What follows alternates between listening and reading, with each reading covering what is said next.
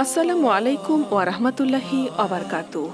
ইতিহাস নিয়ে ইকরা বাংলার আয়োজন হিস্ট্রি অফ দ্য ডে-তে সবাইকে স্বাগত। আজ আমরা ইতিহাসের পাতার ১১ জুন নিয়ে কিছু জানব। ১৮৫৫ সালের আজকের দিনে বিভিন্ন বৈজ্ঞানিক যন্ত্রপাতি ব্যবহারের মাধ্যমে প্রথমবারের মতো সূর্যরশ্মির বিভাজন আবিষ্কার করা হয়।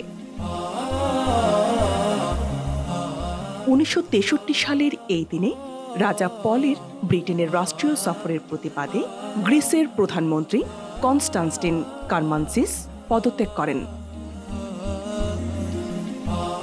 ১৯৯১ সালের আজকের দিনে নোবেল শান্তি পুরস্কার ভূষিত মাদার তেরেসা বাগদাদ সফরে যান।